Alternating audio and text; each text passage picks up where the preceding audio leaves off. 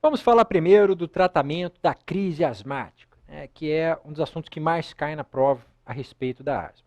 Olha só, vai ler nos livros, né, tratamento de crise asmática, você se depara primeiro com isso aqui, né, a classificação da intensidade da exacerbação da asma em crianças e em adultos.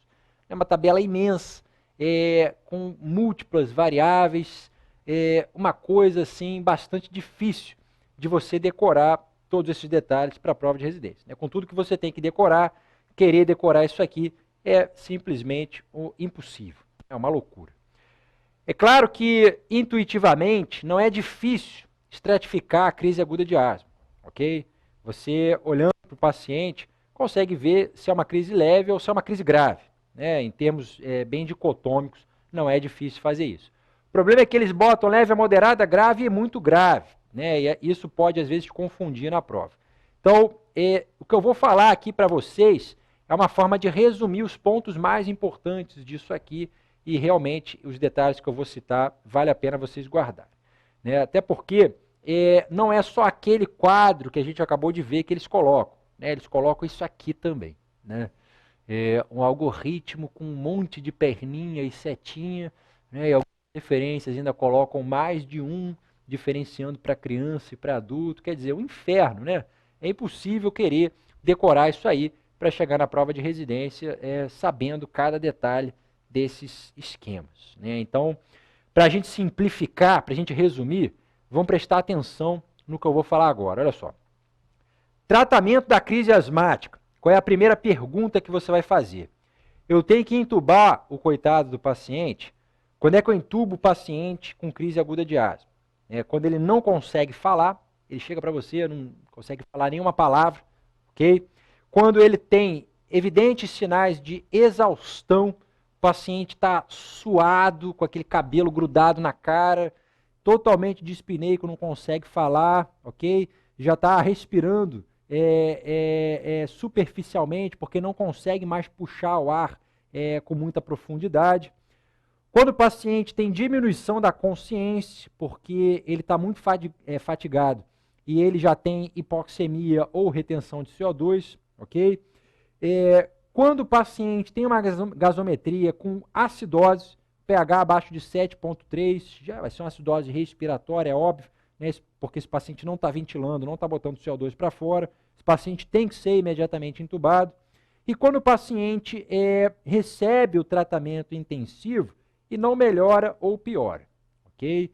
Esses são os pacientes que precisam ser entubados para ter suporte ventilatório, para proteger as vias aéreas e para garantir, né, que a mecânica respiratória vai transcorrer da melhor forma possível, porque o paciente, quando tem que ser entubado, é porque ele já está cansado, né? A musculatura respiratória dele não dá conta mais de promover ventilação com aquele grau intenso de obstrução que ele apresenta.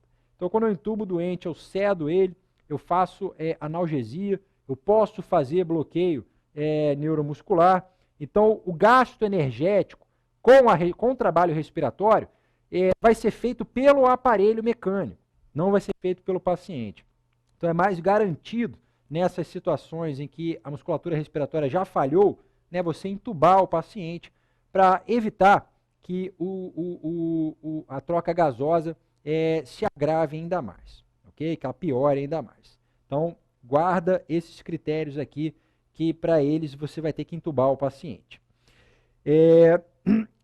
Mesmo independente, né, de entubar ou não o doente, o tratamento, a base terapêutica da crise aguda de asma é a broncodilatação. A gente viu já extensamente que o que define a asma é a reversibilidade do broncoespasmo.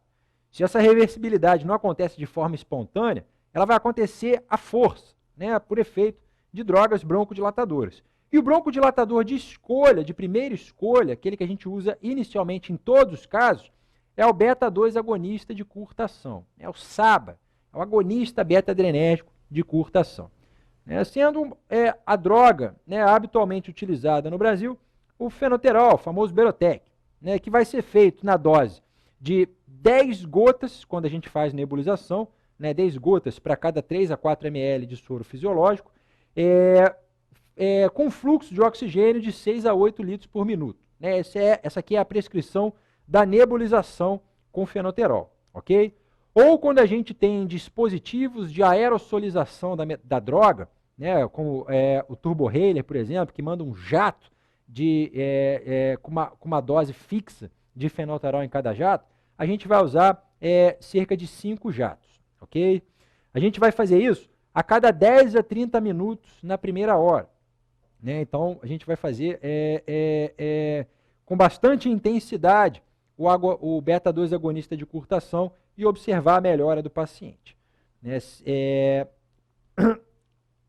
A gente viu que para fazer a nebulização, o ideal é botar oxigênio.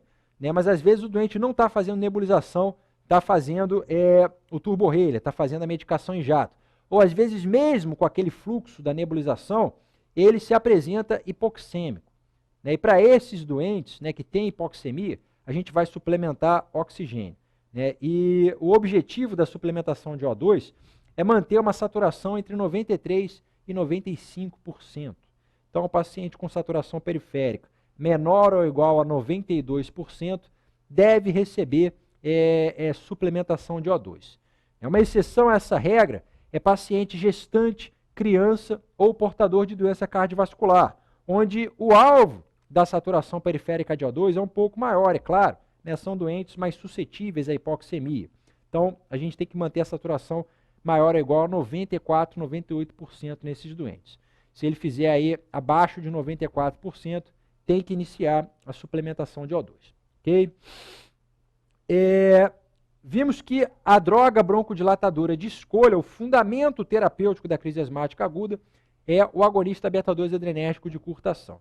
Né? Se o paciente está usando aquele esquema que a gente viu, né, e após 30 minutos ele não apresentar nenhuma melhora, né, ou pouca melhora, né, ou quando desde o início a gente identifica a crise como grave, e é aí que a gente não precisa decorar aquela extensa tabela de classificação, basta prestar atenção nesses 5 parâmetros aqui, né, o paciente que está com agitação psicomotora, paciente que está com 30 de frequência respiratória, 120 de cardíaca, e o peak flow que a gente já viu, abaixo menor ou igual a metade para o previsto, ou uma saturação de O2 abaixo de 90, né, o paciente que tem crise grave desde o início, paciente que não melhorou ou que desde o início apresenta isso, além do beta-2 agonista de curtação, ele vai usar um anticolinérgico, né, que é o brometo de ipratrópio, é o mais comumente disponível no nosso meio, 20 gotas do famoso atrovente, né, e vai também usar glicocorticoide, ok? Que pode ser feito pela via oral ou pela via intravenosa,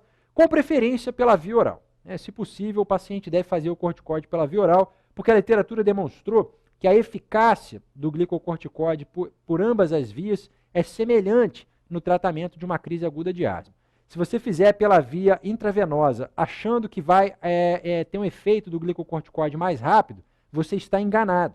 Né? O efeito começa após 6 horas da administração da droga, seja se a droga for feita pela via intravenosa ou se ela for feita pela via oral.